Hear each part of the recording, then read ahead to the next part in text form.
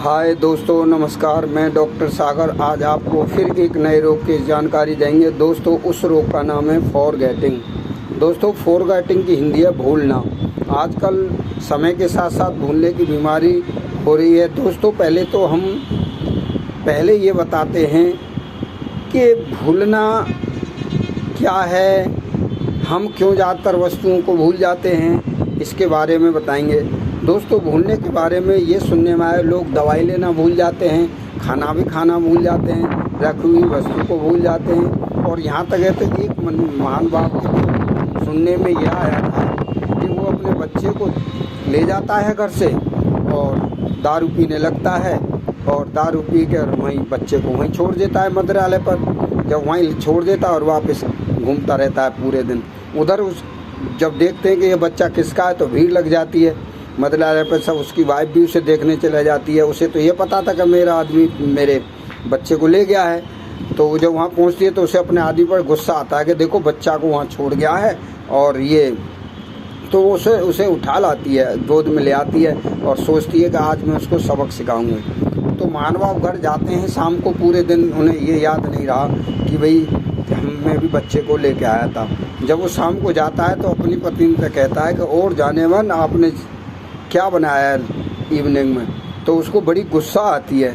तो ऐसे ही परिणाम आए हैं कि बहुत बड़ी गलतियां करते हैं फॉरगेटिंग में। तो दोस्तों, आइए कि हम ज़्यादातर में हम भूल क्यों जाते हैं, हम अपनी वस्तुओं को ज़्यादातर भूल क्यों जाते हैं। दोस्तों, एक साइकोलॉजिकल प्रभाव है कि हम रियलिटी में हम अपनी वस्तुओं को भूलना चाहते हैं, यानी हम उसको नेगलेक्ट करते रहते हैं बहुत चीज़ों को, इसीलिए हम भूल जाते हैं। लेकिन दोस्तों, इसके कुछ मेडिकल कारण भी हैं और दवाइयाँ ही हैं, वो आपके बारे में बताते हैं आपको उनके बारे में। तो दोस्तों, पहला कारण है बढ़ती उम्र। दोस्तों, बढ़ती उम्र भी एक इसका मेन कारण है। दूसरा है दिमाग की कोशिकाओं का सूख जाना।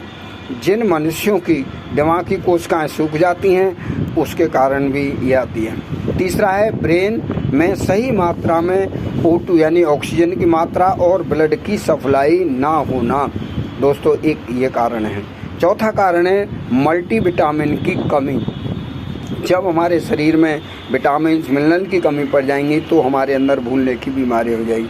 और अगला है तनाव यानी टेंशन। टेंशन में भी दोस्तों हम वस्तुओं को भूल जाते हैं। और अधिक काम में दोस्तों यानी ज़्यादा बिजी जीवन रहने में भी हम वस्तुओं, या कभी ये काम की सोच कभी उसकी सोच, तो हम वस्तुएं भूल जाते हैं। और सबसे बड़ा आज के दौर में जो मेन भूलने का कारण है वो सेलोफोन और कंप्यूटर। दोस्तों, जो मनुष्य सेलोफोन और मोबाइल का ज़्यादा प्रयोग करते हैं उनके अंदर ये भूलने की बीमारी होती है। और है नींद ना आना। नींद ना आने भी एक भूलने की बीमारी का कारण बन जाता है। और दोस्तों, अगला 8वां नंबर है थायराइड की समस्या। जिन पेशेंटों को थायराइड की समस्या होती है उनके अंदर भी भूलने की बीमारी होती है। और दोस्तों, एक मेन कारण है लालच भी, पैसे की लालच में हम इधर से उधर भगते रहते हैं। तो इसके कारण यानी पैसे की तरफ ध्यान देते हैं और चीज़ों की ध्यान नहीं देते थे तो भूल जाते हैं। दोस्तों, ये एक कारण है। तो आइए दोस्तों, अब बताते हैं कि इनका उपचार क्या है, हम भूलने की बीमारी से कैसे छुटकारा पालें। दोस्तों, ध्यान दें, नंबर 1 भरपूर नींद लेना। ध्यान रखें, जब आप रात को सोएं तो सेलोफोन, कंप्यूटर, मोबाइल की घंटी और शांत सो जाएं, भरपूर नींद लें, लाइट बंद करके बिल्कुल सो जाएं, तो इससे छुटकारा मिल जाएगा। दूसरा है अधिक काम यानी अधिक एक्सरसाइज। कठिन से कठिन एक्सरसाइज करेंगे तो दोस्तों हमारे शरीर को आराम की ज़रूरत होती है, तो हमें नींद आ जाएगी, इनसे भी हमें छुटकारा मिल जाता है।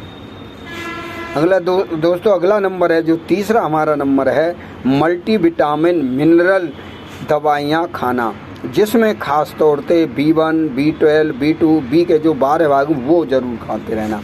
तो दोस्तों, B1, B2, B6, B12 main होती हैं, ये विटामिन का प्रयोग ज़्यादा करना यानी कि विटामिन B। अगला दवाई है बैद्यनाथ शंखपुष्पी। दोस्तों, बैद्यनाथ शंखपुष्पी 2 चम्मच सुबह 2 चम्मच शाम, यानी जो बड़े हैं वो 2 चम्मच सुबह 2 चम्मच शाम ले सकते हैं खाना खाने के बाद।